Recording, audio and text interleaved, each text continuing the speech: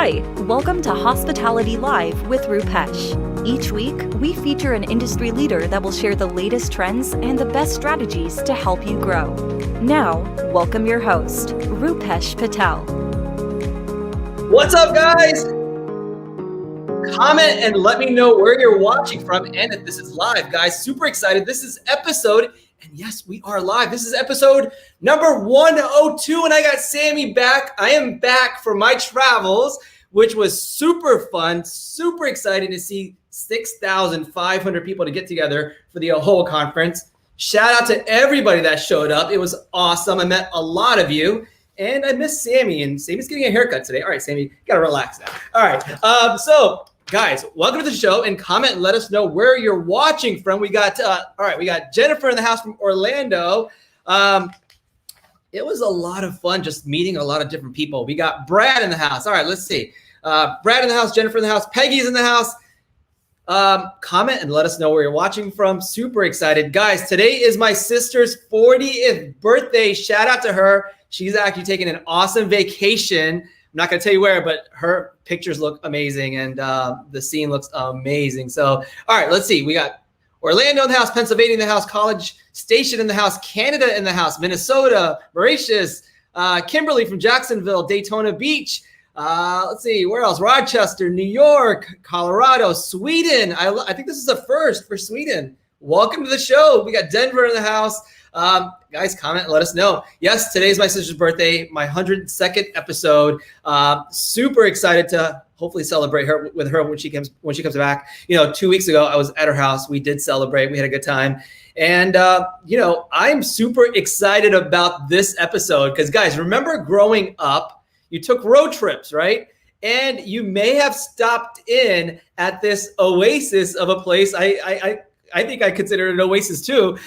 You would have this long drive. You have to go to the bathroom so badly. And you're like, when are we going to stop? And your dad's like, never. We're going to keep going. You're like, no, right? But eventually they stop and you go to the bathroom first. Like you run into the bathroom and it's usually a Stuckey's. I am super excited to talk to the CEO of Stuckey's. Let me make sure I don't mess this up. And guys, comment and let us know if you've ever been to a Stuckey's or remember Stuckey's from back in the day. I remember it very well. This is the 102nd episode, and the title is How to Revive Your Beloved Brand, a story of leadership and resilience with the CEO of Stuckey Corporation, Stephanie Stuckey. I can't wait to talk to her. You're going to learn about how she bought a business in 2019, and 3 days later, a building burned down. We're going to talk about that and discover her journey as she revives the brand, plus get inspired by her story. I can't wait. Sarah Dandashy is also in the house. Can't wait to talk to her. And by the way, I actually met Sarah for the first time, and I was on her show. We're going to get into that as we bring her on. Yes, I'm back in my office. It was a long week. I was there for 5 days in Dallas at the AHOA conference, and met a lot of you people. It was amazing. And let me see if I can pull some pictures up. It was awesome because listen, I love connecting with people. And I think it's a huge opportunity when you can do a face-to-face. Guys, you guys miss face-to-face? I actually realized I did. And it was amazing to see so many people. Shout out to Neem Shah. I hosted the pitch competition, the hotel pitch competition with AHOA's inaugural, event. And it was amazing. The entire room was packed. We had hundreds of people in there. And he won the pitch. So shout out to him. We're going to have him on the show in a couple of weeks with XQuick. He's a young kid in school, and he pitched this software program, which we're like, oh my God, this is an ROI to any hotelier right now. So shout out to him. But we've got a lot of different people. And by the way, and we're going to talk about this, Sarah and I got together and we met. And we had Glenn too. It was Glenn, Anthony Melchiori, and Sarah and I. We got together. It was fun. And we said, who was taller? I'm going to see what Sarah says on who the tallest person in that room was at that time. And let's see.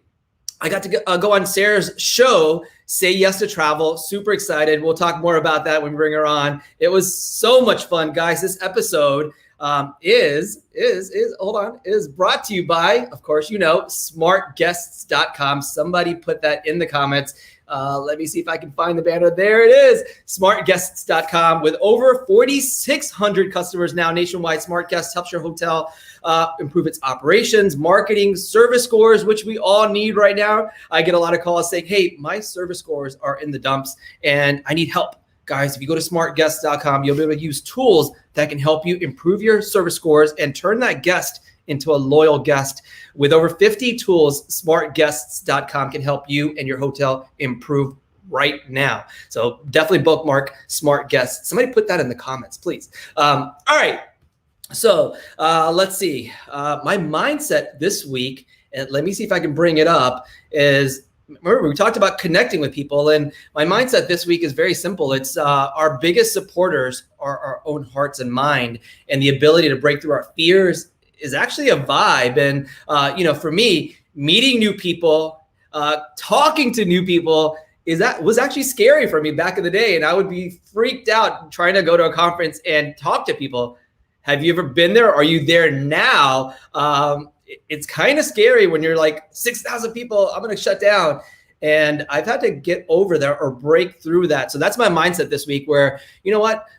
Fear of meeting new people, the fear of not thinking you're good enough, self-judgment, like you're judging yourself. Like, am I wearing the right thing? Is my hair right? Am I whatever? Like for me, I'm like, am I balding? Like this is all like fears back in the day that I would like, kick myself and really put myself down. And I think that's a vibe when you can just get out of those fears. And I'm not sure if anybody else has been there, but hit the like button or the love button if you have been there, because I think many of us go through this where we're like, we need to keep going, but this fear is stopping me. Guys, you can get over a lot of that if you just keep going. And that's been my mantra, my mindset this past year and a half, even longer than that. But that is my mindset this week. All right, we got my buddy Sarah on. Hi, I'm Sarah Dandashy from Ask a Concierge. Every week, I'll be sharing the latest hospitality and travel news and updates in a segment we like to call Hospitality Minutes. What's up, Sarah? What's up? How are you doing? Good morning. It's great to be back. And wow, what a whirlwind week last week. It was amazing to finally meet in person. And let me see, I have the video of our first interaction as let me see if I can pull it up. Here it is. Look, this is the first time we're meeting. We're meeting each other for the first time in person. How are you? Good. Oh my gosh. We're in her studio. Look at this. Shh. This is my living room. So she does a video. She does her podcast. It's sponsored by Market Scale. Yeah. And we went into the studios. They have a beautiful studio overlooking the entire city of Dallas. And it was awesome being in your studio. Right? And, look at her name on the door, VIP, own dressing room, all of those things. It was amazing to really connect with you and see you face to face, Sarah. I know. You could hear how excited I was, by the way. Wow, the pitch of my voice when I'm meeting you, I was like, oh my God. It was so much fun. All right, what's going on in the world of hospitality and travel? All right. Serious business now, guys. Serious business. Because if you know me, I'm all about serious. I'm kidding. All right. So right now, Virtuoso Travel Week is happening in Las Vegas. And what they're doing differently this year is that they're actually doing a hybrid model for their conference, both virtual as well as live. But so it is exciting. Obviously, you've got a lot of different hotel brands that are out there connecting with travel agents and other individuals, letting people know that their hotels and destinations are open and ready for business. So, but what was interesting is they've got a bit of data that came out from it, and I love my data. Hotel bookings are up 122%. 122%. That's amazing. Cruises are approaching 2019 levels with bookings up 79% from 2020. That obviously makes sense, obviously, as there weren't many cruises or no cruises pretty much happening last year. They were also kind of noticing that trends are changing for both travel advisors as well as clients. We've been seeing this, we've talked about it, but again, want to kind of like emphasize it. Once again, people are really turning towards cities for a break, as well as wellness retreats. Those are kind of replacing more adventurous escapes. And as we all know, the days of the empty middle seats on airplanes, long gone. And a lot of travelers are going back to Europe. Another thing that they're actually, the kind of key phrase that they have in their conference right now is this notion or this concept of conscious comeback, which I really liked. That it's really, I mean, I think we have all talked about the past 18 months as this mindfulness. And so I really like, as far as looking forward, this conscious comeback. So that was something that really stood out to me. And hopefully it stands out to you guys as well, too. All right. Moving on, the FAA issues. So that's the Federal Aviation Administration. They're issuing a warning to airports about serving alcohol. So you've probably heard me talk about it here. I've certainly talked about it on the video updates that I do. And maybe you've even seen something in real life. If you have, definitely let us know that story. But as those have been paying attention to the world of flying, there have been a lot of people, a lot of passengers that have unruly passengers are skyrocketing. People are just really having a tough time on airplanes. Like, I think they forgot how to act. I don't know. But the big thing, and the FAA is really questioning, is whether or not airlines should pause serving alcohol on board for the time being. They interviewed some people. 81% of respondents said that that is a good idea. And 65% of people said that getting drunk in the air is not acceptable. And actually, earlier in June, United Airlines, Southwest, and American halted serving alcohol in the hopes of reducing the rate of unruly passengers. So would be interesting to find out what you guys think of that. Do you think that that's like too excessive? Sound about right? Should we pause that? By the way, for frame of reference, 85% of flight attendants in the US have had to deal with an unruly passenger. 85%. Also, I'd be curious to see how many percentage of hoteliers have had to deal with an unruly guest, but that's a story for another time. All right. And then our last little topic, my friends over at Charisma, love them. I'm sure if you follow me, you know, I definitely work very closely with the Charisma Hotels and Resorts brand. They have 2 new Azul Beach resorts opening up, adding to their portfolio. I wanted to end on a positive high note. They're adding the Azul Beach Resort in Cap Cana, as well as in Punta Cana. And those are both opening up later this year. Again, always exciting to find out that hotel brands are expanding and growing. And this is going to be a lot of fun. And by the way, the one in Cap Cana is going to be in conjunction with a Margaritaville Island Reserve. So they'll actually be kind of close to each other, and they will be sharing amenities. So again, always great to hear how different hotel brands are growing and changing. So there you have it. That is it for today's Hospitality Minute. Always a pleasure, Sarah. You always bring the best news. And yes, we both flew, and we've seen those people that don't care at all. And they think they own the entire plane. They think they're the only person in the plane. And by the way, I'm sure, and I can almost promise you that our GMs and you guys watching are dealing with the same type of guest at our hotels. I hear stories every single week on people saying, hey,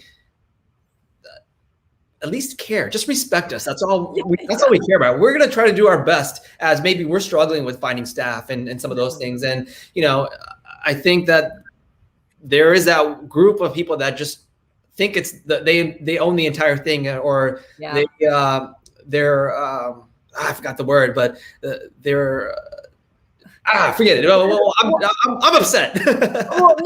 well, that's it. So that's what it is that we get it. Like right now, it's a frustrating time across the board. And what it really is, it's this projection of these frustrations. Like, we get it. You're frustrated. I'm frustrated. Everybody's frustrated for a myriad of reasons. And people are just taking out their frustrations on the wrong people. And that's what it is. And we're seeing that from airlines to hotels to wherever else. So yeah, it's a weird time, but that would be interesting as whether they give up alcohol all the way. So I don't know. Who knows? But I rarely drink on a plane. I'm doing work, or I'm doing other things, or I'm taking a nap. Okay, I am a lightweight. So if we're going to add a drink for me, as well as like that up in the sky, no, that's just bad news. And I can attest that Sarah is a lightweight. She had 2 drinks, and I think she was going to need a wheelchair home. I definitely was like, wait, can you tell I've had 2 drinks? You're like, yeah, we can tell. Everybody in here can tell. You should have only had 1. No, Sarah, I want to thank you for taking me out. Sarah took me out to an awesome restaurant, Nick and Sam's in Dallas, Texas. Shout out to Chris that really took care of us. It was amazing. Treated us like VIP. And This is what hospitality is about. It's really, your network of people. This is why you go to conventions. It's your network of people that continue helping you grow. This is why we do what we do on social media. Sarah, where can people find you? Because I love what you do on your own social media. You're the best, Rupesh. Okay, you guys can find me everywhere. My handle is Ask a Concierge. My website, askaconcierge.tv, or connect with me on LinkedIn at Sarah Dandashy. So everywhere. Please connect with her. And I think we're going to have to host a dinner somewhere, maybe in LA together, and we invite our followers and our connections and our network. I think that'd be awesome, where we can do an event, right? Yeah. Definitely. Guys, let us know that's watching right now, or would you be interested in something like that? We can make it happen like ASAP. We could definitely make it happen. We might know a person or two. Maybe. Sarah knows 1,000 or thousands, hundreds of thousands. So Sarah, it's always a pleasure. We'll see you next week. Yes, you will. All right, bye. Awesome. All right. So now this is the 102nd episode. Super excited. And I want to make sure I get all of her information right. Our featured guest for today, she is the CEO of the Stuckey Corporation. And today's title is How to Revive a Beloved Brand Like Stuckey's. Let me bring her on and talk about her background. We talked about the oasis that you're trying to go to the bathroom as a kid and you're like, I can't wait till we stop at a Stuckey's. That was me. I'm sure that was you. They're famous, super famous for their pecan rolls and their logs. I can't wait to talk to her. Her company, her grandfather founded the company in 1937. They grew it to 350 stores back in the 70s. The company was sold in 64, and now it's back in the family business. I want to welcome, it's a pleasure, and you have to follow her on social media on LinkedIn, Stephanie Stuckey. Welcome to the show. I think you're muted. I think you're muted. You're muted. Okay. There you go. Hey, welcome to the show. That I was snacking on some pecan log rolls in the green room waiting to go on. And see, I was going to show this as a, hey, look at our new candy, and been eating it. What good. That is amazing. And I remember those pecan rolls growing up, we would be eating those. And I think I ate too much where I had to I felt really sick, but you've been there where you're you can't help it, but you have to eat the entire 2 packs or maybe 3, and especially the ones new smaller packs, which I really love. These are awesome. Smart. Love it. I love what you share on social media. I love what you share on LinkedIn. You're so passionate about this brand that you grew up with. Tell us more about the Stuckey brand and what you remember from back in the day as you were a child growing up in this business. Yeah, so I did not grow up in the business. You said earlier, the business was sold in 1964. So that was a year before I was born. So it was out of my family's hands my entire childhood. So long story condensed, 80 plus year history here. But my grandfather started Stuckey's as a roadside stand in 1937, grew it from that to, like you said, its peak over 350 stores. He was very successful. And like many entrepreneurs of that day, he sold the business. So it was out of family hands for decades. And frankly, that's when we hit our decline. And I know the theme today is comeback and revival. I'm glad you were talking about comebacks earlier, because we're all experiencing comebacks. And I think no greater industry is feeling that than the hospitality industry. Not only have we been a roadside oasis, which I think is a great term for us, for 80 plus years, we at one point even had a small chain of hotels. So interesting. I didn't know that. Long been known as a hospitable, welcoming brand, just writ large. Just that's part of who we are, is that we welcome all people. And we want to be an oasis on the interstate, a place where travelers can just stop and relax and refresh and refuel. So that's our brand. And this is just a perfect venue for me to talk about the comeback, because I feel like we're among friends and among colleagues. Absolutely. And I love that you shared this recently. It's you bought the business November 1st, 2019. 3 days later, this happened. Yeah. Tell us about this. What happened? How did the place burn down? It was a grease fire. And so anyone who operates a restaurant knows that that's a risk. And I will say one of the biggest challenges for me, I've got many challenges. I bought a company in distress. It had, frankly, not really been managed for over a decade, right at a decade when I got it. My father bought the company back in 1985, but he and his business partners retired circa 2012 and left just a skeleton crew running it, and it had started losing money. The skeleton crew was great. There just wasn't enough resources. So I had the opportunity to buy the company. So unlike a lot of third generation family members who run a family business, I did not inherit this. I didn't grow up in the business. I had my own career, and I bought the company as is. And we don't own or operate any of our stores. They're all independently owned and operated. So we did not own the store that burned, but it doesn't mean that we didn't feel it very strongly 2 days after I bought the company. Yeah. So we lost that revenue from we do get a modest, what's really a licensing fee. And obviously that store wasn't selling any product. The good news is, talk about comebacks, that store is now in operation. It's in Nelson, Missouri. It's a beautiful location. It's got Valero gas. And I actually have been talking to the owner this week. Sales are going strong. And I get a lot of reports from people who are stopping, and they're texting me and sending me photos. And there's my daughter. Hey. This is awesome. So you're reviving the brand. It's taking you a couple of years to like kind of consider all the different things that you're doing. And then you've also purchased a pecan manufacturing and candy manufacturing facility. Yes. Yeah. So that's how we really are turning the brand around. I got a business partner. So he and I jointly own and run the company. I'm CEO. He's the president. We also have like 20 different roles.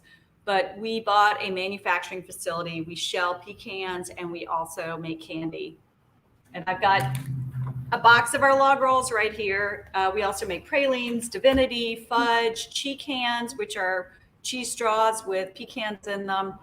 And the way we're really growing the brand is by selling to third-party retailers. So we've gone from maybe 100 vendors to we're probably approaching 500 at this point.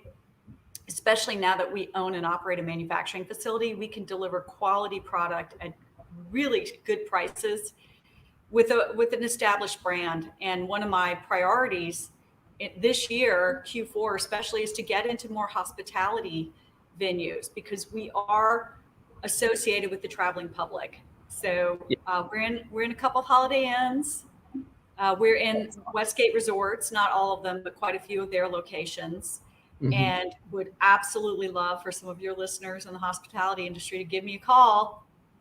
Absolutely. I think that'd be awesome that, all of us remember traveling and stopping in Stuckey's. Yeah. And did you, when you were traveling and doing road trips growing up, that's what I meant. Like growing up, what did you remember about Stuckey's? Because that's your last name. Yeah, so we road trip just like everyone else. I'm number 4 of 5 children. We had the Woody station wagon. This was the 1970s. And we pulled over, and it really was almost like anyone else. Absolutely. It was our family name. I knew my grandfather. I was 12 when he died, so I did know him. And my father, of course, knew the stores much better. He'd grown up around them, but they were out of family hands. So it wasn't like we could wander the candy aisles and just start grabbing stuff and take it home for free. It was not, wouldn't that have been fun? I can't even do that to this day, because we don't own or operate the stores. Those owners have paid for that merchandise. Yeah, that's funny. I can't get stuff off the candy line, the conveyor belt at the factory. So I would love to. Do you guys do tours for special people? Yeah, we don't have public tours yet. I would love to, but absolutely, people in the industry reach out to me. I'm happy to do small tours. We need about a week's notice, and obviously, we're very concerned about health and safety standards. I am fully masked and gloved when I grab candy off the conveyor belt. I do behave. Sure.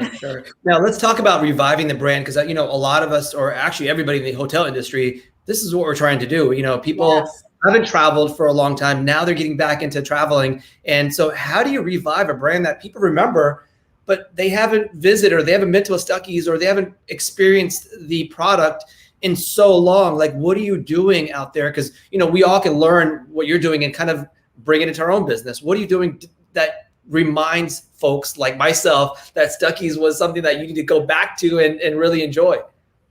One word: storytelling. You tell the story, and you tell the story in a way that connects with people and that builds a community. So I've said this repeatedly, and I really mean it. I'm not out to revive just Stuckies. Of course, I want to revive my family's brand, but it's bigger than that.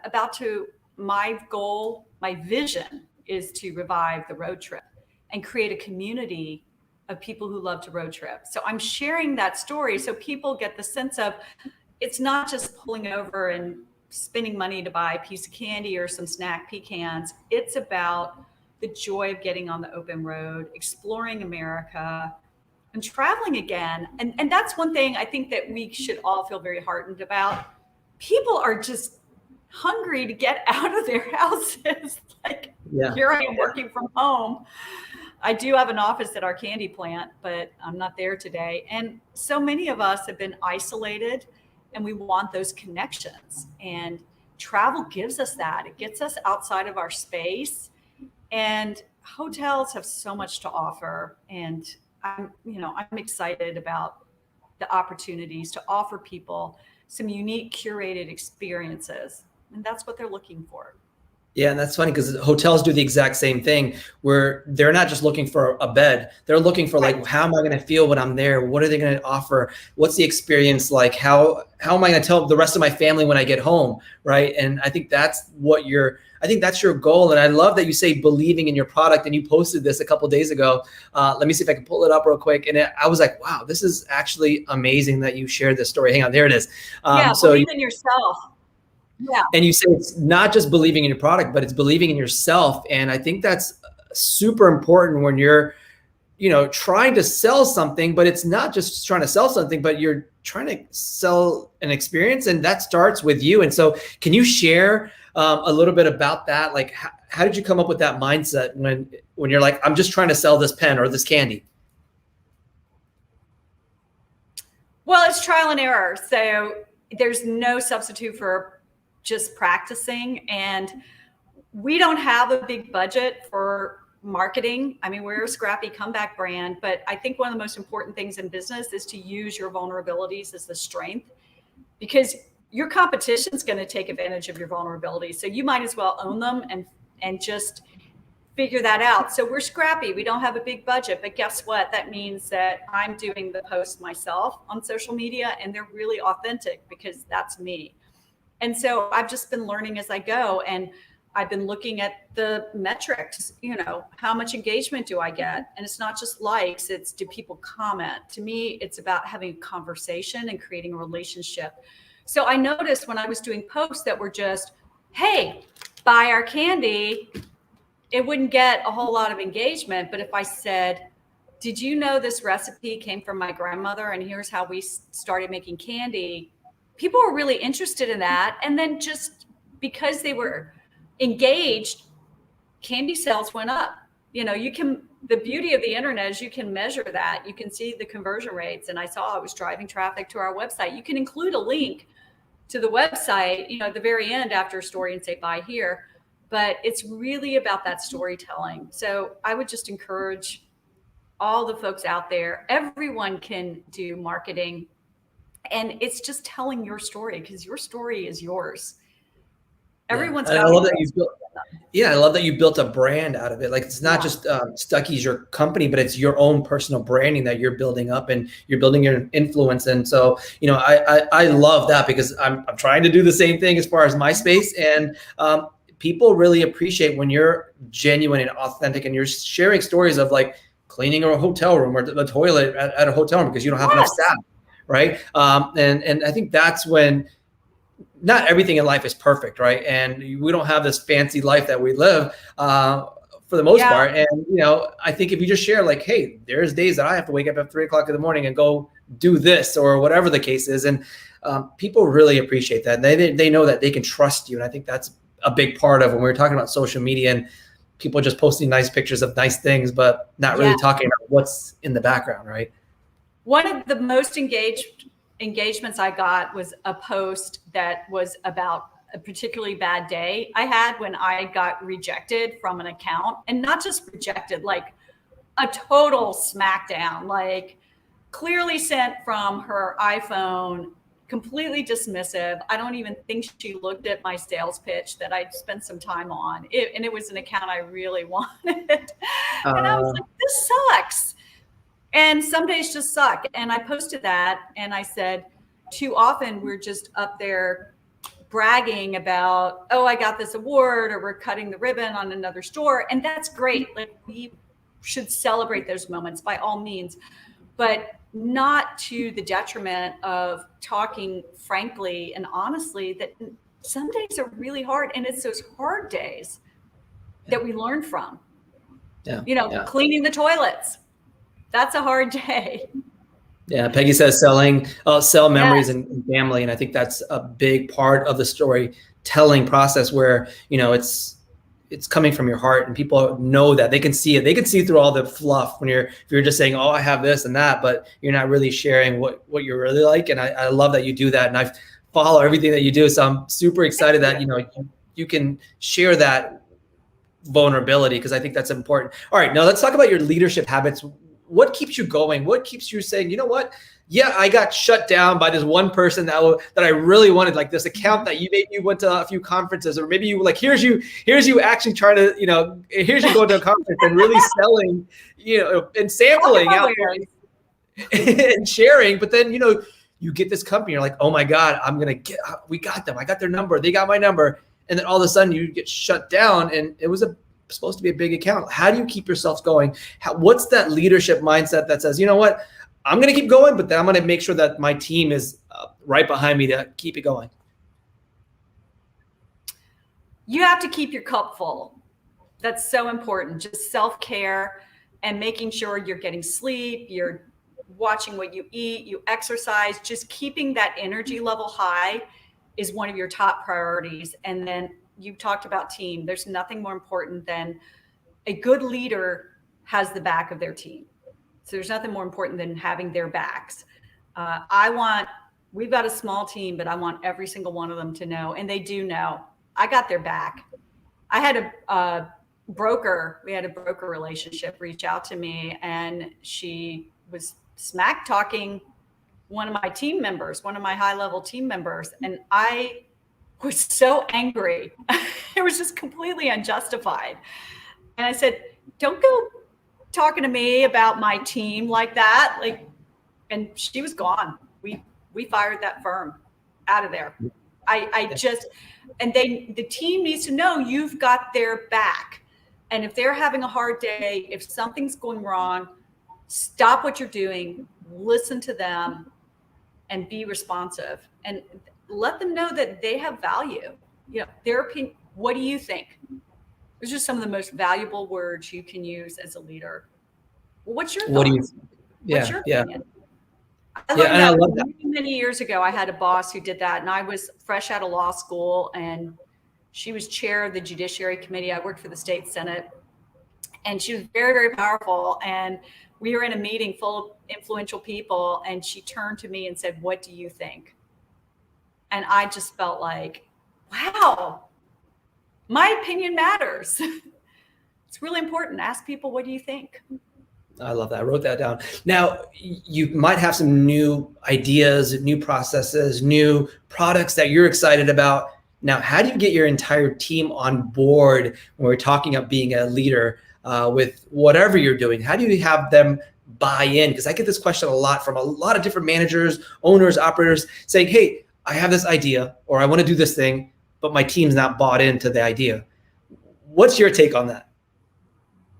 Well, I think having shared vision and shared goals is really important. And then you'll find that the ideas flow from that shared understanding of not just what you do, but why you're doing it.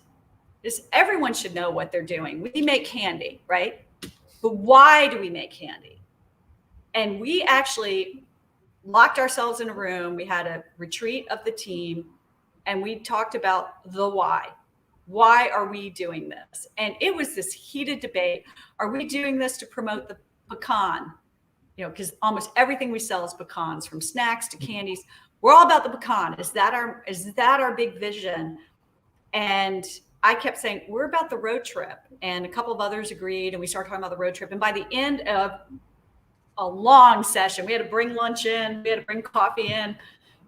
Everyone was rowing in the same direction. We're about the road trip. We're about reviving the road trip. That's our why. If you got the why, then everything flows from that. And so, and we even did a chart of what we call brand attributes that are related to this big vision of the road trip. Mm-hmm. And actually the number one attribute, the center attribute, you know what it was? What's that? Hospitality. And then we had family. We're a family friendly brand. We had comfort. I should know them all by heart. My board member who helped me draft this is probably going to be like, you should know these. But every time we're coming up with an idea and it doesn't quite mesh, and we pull those out and I say, that's not aligned with what we all agreed on. But honestly, it's so rare that someone comes up with an idea that doesn't make sense. And here's the other thing. I come up with ideas that my team sometimes shoots down, and sometimes they're right. So I think it's that give and take. It's that willingness to take in their input and listen to them saying why they don't want something. And a no isn't always a no. That's the other thing. If you disagree with someone, it may not necessarily mean flat out we're not doing that. It could be not now, the timing's not right. It could be yes, but we need to add these elements to what you're discussing. I think learning to handle rejection in a way that's positive is one of the most important life lessons you can have, not just business, but life. And what I found when people reject me, first of all, don't take it personally. It's really not rejecting you in very rare circumstances, right? It's 99% of the time, it's not you. Ask why.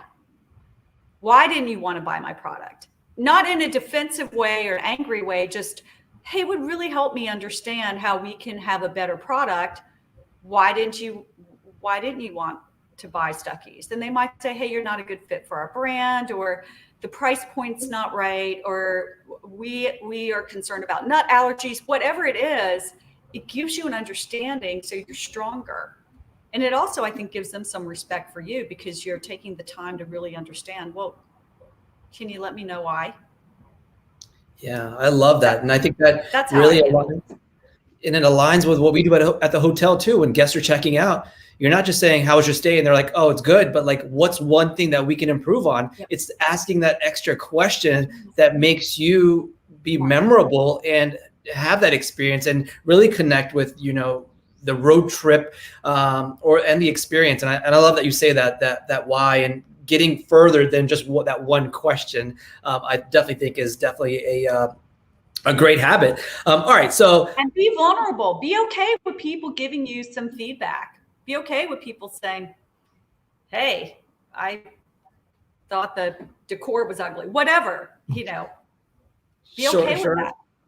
Yeah. Don't. I like that you say don't take it personally, because most of the time, or like you said, 99% of the time, it's not you. It's something else that's driving them to make that decision. And I feel like us as leaders in the hotel space or hospitality, we take it personally. You have to step back and say, hey, listen, don't take it personally. It's not just you. It's not you actually at all. It was something else that made them make that decision or make them upset about something. People have so many life experiences. You have no idea what's going on in their headspace. They could have had just a lousy day and they're taking it out on you randomly. They could have had some negative experience in a hotel room when they were a kid and they're associating with you. I mean, but just asking why and being willing to be vulnerable and then making a joke out of it sometimes is good too. Yeah, I love that. All right. So is it pecan or pecan? Right. It's whatever the buyer wants me to say. I like say pecan, but I'm from South Georgia. I'm definitely in the minority. My grandfather pecan. Always said it's pecan when you pick them and pecan when you sell them. Pecan just sounds like it's a higher price commodity than pecan, which some people have joked it's something you find under, something you pee in or all sorts of unsavory things about that term. Yeah, I love that. All right, so when I said I'm bringing you on to my audience, they said, "Oh, I love that you have a women-led CEO coming on. Not a lot of those are in our industry, especially hospitality. And I love that you are doing this. And so, you're the 100th most influential Georgian by Georgia Trend magazine. You also graduated from the Leadership Atlanta. I'm from Atlanta. I went to high school in Atlanta. And so I really appreciate that. I went to, it's now a middle school, but right near Chamblee, North Lake Mall. That's not far from me at all. I'm in DeKalb County. I'm City of Atlanta, DeKalb. I was right there. And I still have a lot of friends and family in Atlanta, so I'm up there all the time. Okay, but come visit me. Let's have coffee. I want to take a tour. And I said, are you able to give us a secret recipe to your pecan? Oh gosh. Okay. Now you want to talk about bad days. I'll have a moment of vulnerability. So I think people often think, oh, I've got this great recipe for candy and we can mass produce it. Anyone who's ever been in manufacturing or experienced this knows a recipe that you can make in your kitchen for a quantity of 12 is not the same as when you're making 10,000 pecan log rolls, right? And so our recipe is having to be tweaked with new machinery. And we're going to have to, this was a bad day. We made 4,000 pecan log rolls that when you packed them in the boxes, they became a little flat. And people don't want flat log rolls. They want a roll. Yeah. So we may have to tweak that world famous recipe. I actually don't have my grandmother's original recipe. And there's a story there. She was very proud of that recipe and very secretive, and she would share it, but she would always change either an ingredient or a process when she shared it. So it was slightly off. She never completely shared that recipe, and she took it to the grave. What we have is the recipe from the candy plant that's been passed on. So we're true to the original. We're very true to the original, but it's not 100% the same. Yeah. It tastes the way I remember it. The new log roll that we are now making ourselves tastes the way I remember it as a kid, and it tastes the way my dad remembers it as a kid. So it passes the Stuckey family memory test. I think that's the most important. Yeah. Well, my last question, and thank you so much for being on. If you guys loved this episode, please hit the love button, hit the like button, comment that you loved it. I can't wait. And I looked around this past week to see if I could find someone in Central Florida that has that sells that. So if you know anybody, please let me know. I'll go buy a whole box. Westgate Resorts. Okay. Westgate Resorts, Kissimmee, outside of Orlando. There's a River Ranch Resort, and I can't remember what city. Yeehaw Junction, Florida, Fellsmere, Florida, Scottsmore, Florida, and we've got a location, Marineland, that sells our product. And we would welcome more. Yeah, so for the folks that are watching in the hotel space, like this is a perfect product for your hotel suite shop, your gift shop, your amenity store that you have on property. I think that's nostalgic also, and then I think it'd be a hot item to sell. And we see it as a partnership. I mean, I really am a big believer that we're all in this together, and we are very much a small business. I joke that we're an 80-year-old startup because I'm building this company back. And so when we get partners who are selling our product, even if it's a small mom and pop type operation, I am sharing photos of that store on social media. A lot of you have Facebook pages, so I'll elevate that Facebook page on our Facebook channel, try to drive our Stuckey's followers to our partners, our retail partners and our hospitality partners. So it's a partnership. We're in it together. Yeah, and I love that. Sorry. So last question is, you've had this awesome career with, now doing Stuckey's, but prior to that, you were in politics. You're a lawyer, right? I'm a lawyer. Yes, I still write some contracts for Stuckey's. Oh, awesome. So you have all these experiences. What's one thing that's just kept you going? like when things are bad, like what's one thing that just, you know what, I'm just going to keep going. What's that one thing? Surround yourself with positive people. Surround yourself with people who have your back 100%. And frankly, that's one of the reasons I got out of politics. It was somewhat of a toxic environment. There's a lot of infighting and partisanship, and I got tired of it. I did not run for re-election, but I served for 14 years in the Georgia State House. So just surrounding yourself with positive people who lift your spirits, who have a strong sense of self, who are kind, who just give off positive energy. That's what you need to be around. And good vibes only. If you can do that personally and professionally, that's what life's all about. And frankly, walk away from the negativity. If there's negative people, that's why I left politics. Well, having said that, I have a ton of friends in politics still.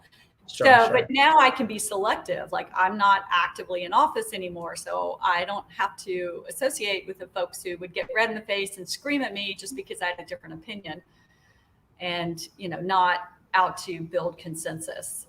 So that's where can people? Yeah, this has been amazing. I love your story. I love that you're so passionate about your brand and the road trip as families are traveling more than ever on the road. Hopefully they can stop and pick up a nostalgic, Stuckey's pecan roll. Where can people find your brand and yourself? Stuckeys.com. And my handle on social media is @StuckeyStop, and then LinkedIn and Facebook is just Stephanie Stuckey. I would like to share one parting request is not just consider selling our product. Like, I'm sincerely interested in what you're doing in the hospitality space, any advice and guidance you have for me. So please reach out to me. The best way to contact me is my email address, which is in my LinkedIn bio. I'll respond better to that than LinkedIn messages just because of the volume of solicitations I get. But yeah. I'm real interested in what you're doing in hospitality, ways that we can promote you. I do road trip itineraries. I post them on our website. I post them on social media, fun places to pull over and stop. So if you've got kind of a unique destination location, I'm happy to elevate that. So just let's think of ways that we can really have a relationship and support one another, because it's been hard on the hospitality industry. We are in this together. Yeah, and Stephanie, you have a huge following with 52,000 plus just on LinkedIn. Please connect with her. She has an amazing story. Her posts are get you inspired, get your entire team inspired. Stephanie Stuckey, it's such a pleasure having you, and hope to get to meet you in person soon. Yes, come tour the candy plant, Rupesh, and it's been an honor. Thank you. Thank you. Talk to you soon. Bye. That was awesome, guys. I love her story. You have to give her a follow. She is, let's see, it is linkedin.com/IN, and then Stephanie Stuckey is her profile, and I will include it in the show notes here. Guys, thank you so much for this opportunity. Next week, we're getting into budget season, and we have to talk about accounting. We have Katie Pellino in the house next week. I can't wait to talk to her about all the stuff that we have to deal with every day as far as budgeting, accounting, all those things are that we need to know. Super excited to speak with Katie and learn how we can all grow with the accounting practices and best practices for our hotels. So I will see you guys next week. So glad to be back in the office. And guys, please take care of yourself, take care of each other. And by the way, please follow me on LinkedIn and also on Instagram. My Instagram handle is @RupeshCO. Until then, please take care of yourself and each other. I will see you guys next week.